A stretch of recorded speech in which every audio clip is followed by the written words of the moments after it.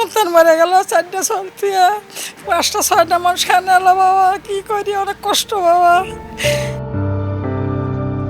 শহীদ কমরুদ্দিনের মায়ের স্মৃতির পর্দায় এখনো বেজে ওঠে গুলির শব্দ, আর চোখে ভাসে ছেলের নিথর দেহ। রক্তস্রোতের সেই বিকেল যেন থেমে গেছে বৃদ্ধ মায়ের ক্যালেন্ডারের পাতায়। ন্যায় বিচারের আশ্বাসগুলো শুধুই দীর্ঘশ্বাসে পরিণত হয়েছে শহীদ পরিবারগুলোর। কবিতা জব করে দিয়ে গেল, মাতে মানবা করো, আমি আসি, আমাকে বাবা করে যাচ্ছ, কোথায় আমি শেখ হাসিনা কাছে না, আমি গাল পান্ন বাবা যায় না বাবা, কোথায় না আমার কিছু হবার লয়, এই যাতে বেল হয় চায় থেকে না, আসবি আসবি, আর আসা না, আর আসা না।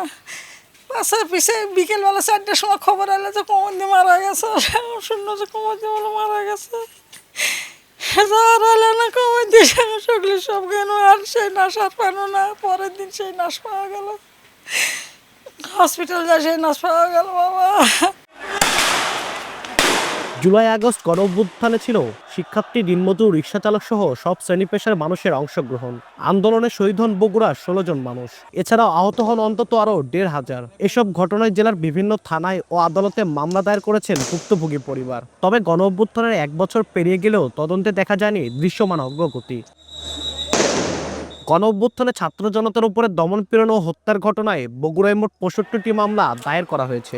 এর মধ্যে 18টি হত্যা, 28টি হত্যা চেষ্টা ও 19টি মামলা করা হয়েছে জুলাই যোদ্ধাদের আহতের ঘটনায়। 18 হত্যা মামলায় 999 জন এজাহারভুক্ত আসামির মধ্যে এখন পর্যন্ত গ্রেপ্তার হয়েছে 184 জন আওয়ামী লীগ নেতাকর্মী। বাকি 28টি হত্যা চেষ্টা ও 19 জন আহতের মামলায় এজাহারভুক্ত আসামি করা হয়েছে 1986 জনকে, যাদের মধ্যে এখন পর্যন্ত গ্রেপ্তার হয়েছেন মাত্র 415 জন আসামি। গ্রেপ্তার আসামিদের মধ্যে জেলা আওয়ামী লীগের শীর্ষ নেতারা ছাড়াও সাবেক সংসদ সদস্য আছেন। তবে এখন পর্যন্ত কোনো মামলারই তদন্ত প্রতিবেদন জমা দিতে পারেনি পুলিশ। এতে হতাশা জানিয়ে দ্রুত তদন্ত শেষে বিচার কার্যক্রম শুরুর দাবি জানিয়েছেন আন্দোলনকারী ছাত্র জনতারা। আমরা চাই এই বিচার কার্যক্রম দ্রুত শুরু হোক এবং এই বিচারে যাতে কোনো নিরীহ নিরপরাধ মানুষ যাতে ক্ষতিগ্রস্ত না হয়, এই দিকেও যাতে প্রশাসন বা যারা দায়িত্বে আছে তারা যেন সঠিক দায়িত্ব পালন করে। তো 4 আগস্টে আমি আহত হয়েছিলাম ইয়াকুব মোড় এই সাইডে, আমার ঘাড়ে মাথায় বুলেট লাগে। তো এর পরিপ্রেক্ষিতে আমি মামলা করি, কিন্তু সেই মামলার দৃশ্যমান কোনো অগ্রগতি এখন পর্যন্ত দেখতে পায় না। এই মামলাগুলোতে চার্জশিট দেবে, যা মামলা 2-4 জনকে যারা সামনে থেকে হামলা করছে তাদেরকে ধরছে কিনা, এই ধরনের কোনো তথ্য আমাদের কাছে নেই। আমাদের শহীদের ভাই, আহত ভাইদের রক্তের সাথে এটা বেইমানি আমি মনে করি। কেননা একটা গণহত্যা, একটা দেশে একটা গণহত্যা হয়েছে, সেই গণহত্যার বিচারটা অন্তত সুষ্ঠুভাবে করে জনগণের সামনে তুলে ধরতে হবে। কেননা আজকে যদি তারা ফিরে আসে কোনো না কোনোভাবে রাজনৈতিকভাবে, তাহলে যারা আজকে এই আন্দোলনের সম্মুখ সারি বা যারা এই শহীদ আহত রয়েছে তাদের জীবন কি হুমকির মুখে পড়ে যাবে। বর্তমানে বগুড়ার যে সকল থানা রয়েছে, উপজেলা পর্যায়ে, সদর পর্যায়ে, সকল থানায় প্রায় একাধিক মামলা উল্লেখ হয়েছে। সেগুলো মামলা এই পর্যন্ত কোনো প্রকার চার্জশিট বের হয়নি, কোনো প্রকারের কোনো বিচার ব্যবস্থা নেওয়া হয়নি। এই বিচার ব্যবস্থাটা খুব শীঘ্রই দরকার।